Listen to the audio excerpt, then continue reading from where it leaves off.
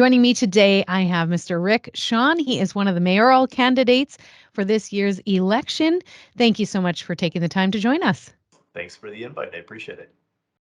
I'd like to start off with a very simple question. Why did you decide to run for mayor? Yeah, that's a good question. And I've had many family, friends, and business colleagues ask me the same thing, but kind of with why in the heck did you decide to run for mayor? And it wasn't an easy decision. I did start thinking about this back in about 2018 after watching the last election, and just thinking that we needed a lot more people coming to the table who could present some really solid ideas and to challenge some of the people who've been in politics and been in our leadership for some time. And so I started thinking about it then and working towards it. In 2020, the pandemic sort of put that thought out of my mind for a short while. And then, in 2022, I realized it's an election year. I have to decide, am I going to do this? And I lost a lot of sleep over that first couple of months there, just making a decision because it's a serious one, and I would never want to make this decision without being serious and committed to my family, my friends, and the rest of Winnipeggers.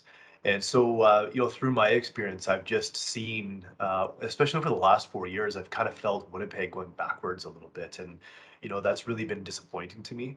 And so we have a big financial issue right now in the city. Our finances are not very strong going forward, and too many times in the media, in the national media, we're seen here for all the wrong things. And I really am a lifelong Winnipegger. I'm not a politician. I'm a business owner, but I'm a passionate Winnipegger who is proud of our city, and I think we can live in a world-class city, but we need leadership that will take action and prioritize and make sure that the right steps are being put in play to make that happen.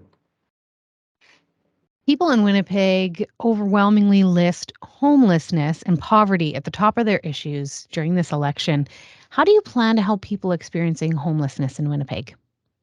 Yeah, it is a big issue. It's you know, running for mayor, and learning all of the issues and planning this process, you learn that there are many issues in our city, and the one that is the most pressing because it involves people, it involves Winnipeggers, and is homelessness and poverty and addictions and mental health.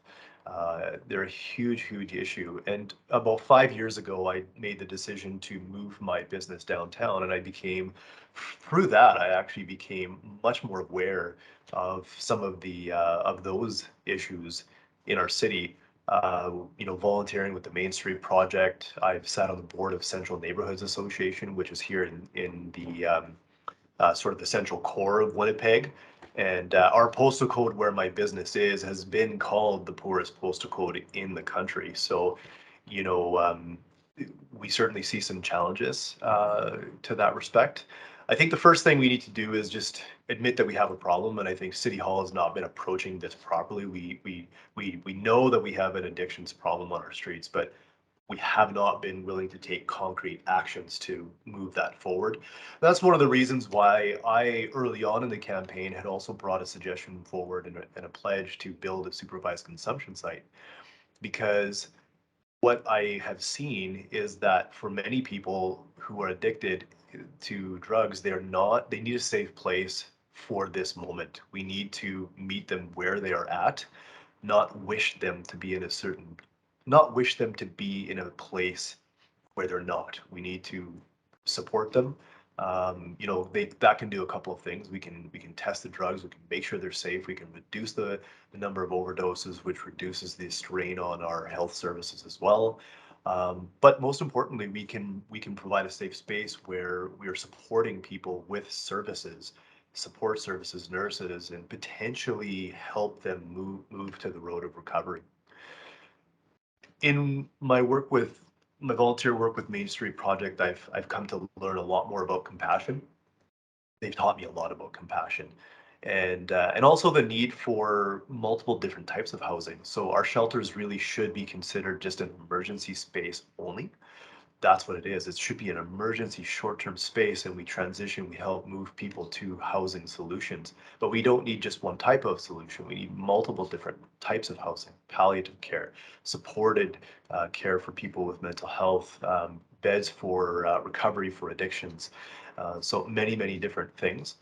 But we also need what I think is this transitional housing in the moment, because physical housing, building physical housing in our city has always been slow. It's, the structural projects are slow to occur. So I still think we need to find this short-term housing, which is also not shelter, but allows people to start to learn what it's like to be independently living again in a house, and then move towards long-term housing. Um, I'll just say one more thing on that is that my work in the West End has also made me realize that we have a lot of vacant houses. And we also have a lot of vacant buildings that were used as government and subsidized housing in the past. And I think we need to deal with those. We can't let them sit vacant. There is a housing supply that is being unused in our city. And so we need to get that moving and use that for to help us solve the housing crisis we're in as well. Crime is also right at the top of the list. What needs to be done to reduce crime here in Winnipeg? Mhm.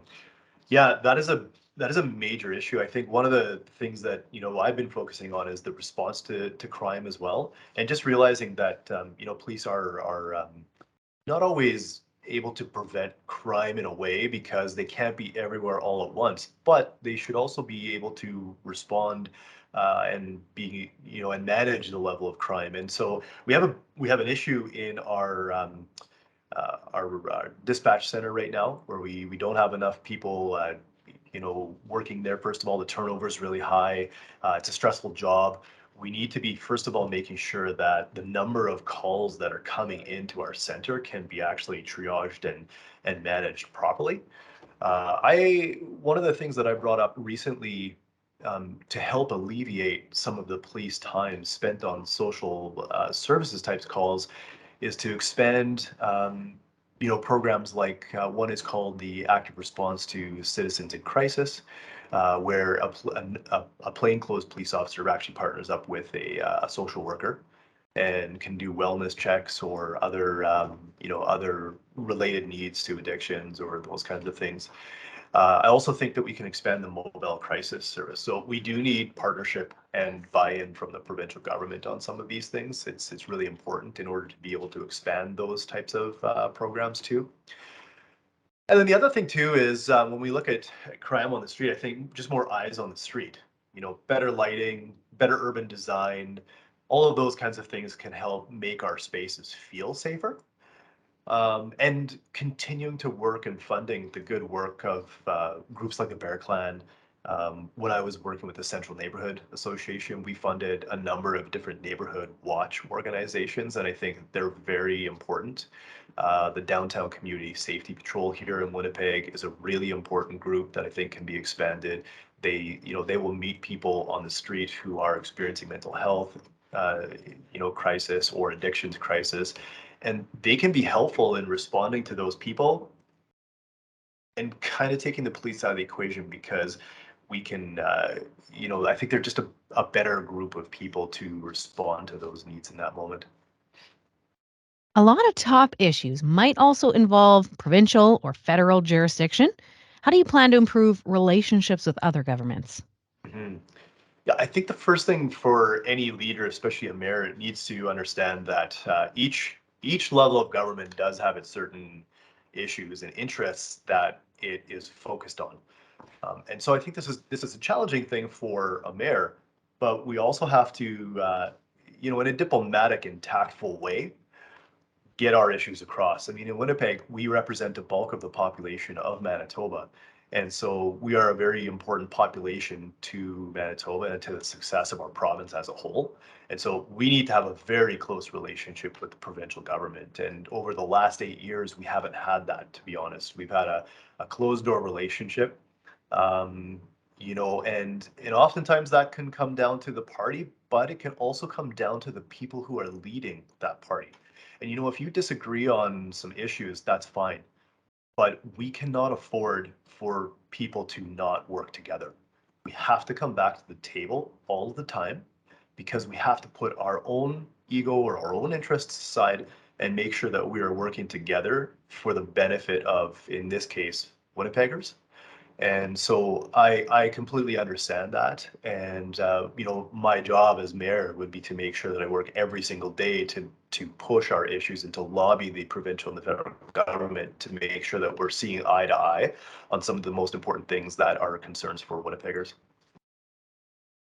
This spring especially highlighted the city's crumbling road infrastructure. How do you plan to address this? Yeah. Oh, did it ever? Yeah, it really did. And before that, even we had major issues with snow and driving. So one thing, just to back it up a little bit, everybody knows the major ice ruts we had on our streets for a long time that made it very difficult to drive. And I think that just those kinds of things, they just show us that from a leadership standpoint, we are in a bit of a mess right now. And when things are worse than normal, like this year, we had a lot more snow. We don't, as a city, have the ability to scale up because we never had that plan in place. And so we need to make sure that, first of all, that happens. Secondly, roads are important. They're super important to our economy. They help us get around. They help us move goods and people and all those kinds of things. So I think we need to, you know, we need to agree on that. But right now we're spending records of amounts of dollars on roads every single year, and sometimes it kind of just feels like everybody knows the term, a money pit of a house, where you just keep putting money in and you don't really see any success. And we have a lot of roads, and if we were to actually replace all of our roads, it would take, you know, way more years than any of us have in our lifetime. So I think we do need to focus. We need to focus first on fixing the roads that we have. And, in the short term, that might mean holding off on some big projects that are already in the capital budget, like Chief Pegs Trail or some of the other big and costly projects that our city has on the books right now. So really important to me to make sure that we are controlled on how many more roads we're adding, because the more roads we add, the more costly it is to our city, and it is one of the major things that is tapping our finances right now. Where's the money going to come from to accomplish what you hope to do as mayor if elected? That's a very good question, because one of the reasons why I decided to run for mayor is because I realized that the city was in an extremely tight financial situation. We almost have no room to move. And as a business owner, I look at these kinds of things all the time, because if you're too constrained and you don't have a rainy day fund, which we have been draining for a long time, and if we don't make any changes, it could be almost gone by next year. You don't have the cushion, you don't have the flexibility to invest in things like services or making things better, and that is a really, really challenging thing to do. Not being part of council yet, I mean, I have looked back at 24 years of budgets, so I have a pretty good understanding of how these budgets are designed and, relatively speaking, where the money is going. But the first job as mayor I'd have to do is open those books up and figure out, where is the money going. And some people are a little skeptical when I bring up, as a business person, looking for efficiencies, but it's just a natural part of the process. And I think you really do need to dig into this budget first and foremost and say, where can we find even millions of dollars of freed up space, because we've just been doing things the same way forever. It's not working. We need to change that, maybe cut it, move forward with a different plan. And then, after you've done that, you do need to look at saying, well, okay, where are we going to get more revenues from? There's only a couple ways that the city can make revenues. One is from taxes, and one is from other fees or permits or those kinds of things. And, most of us, I think, especially as we're facing inflation, we would prefer not to see taxes increase, at all or too much. And if we did, I, as a Winnipegger, I would like to be very confident that any increase in my tax is being spent extremely well, and I know exactly what it's going for. So I think my priority is to focus on the first two, finding any efficiencies we can in all of the departments, rejigging the way the budget process works, and then looking for additional streams of revenue through permits or fees or funds like that. If people are interested, where can they find out more about your platform? Yeah, for sure. It's all on rickshone.ca. And of course, I'm on Twitter, Instagram, LinkedIn, Facebook. You can find me on there, and always available to take people's phone calls or emails or anything like that. And I'm super interested in hearing what people have to say. And just to clarify for everybody, Shone is Shone. That's correct. Thanks for saying that. Yeah, and more easier just to remember is Rick. I'm not a super Excellent. formal guy, so that's kind of the funniest thing. And this people are calling me Mister, and I'm like, who's this guy? I'm just Rick. Well, Rick, thank you so much for your time today. I really appreciate it. Thanks so much. I appreciate it too.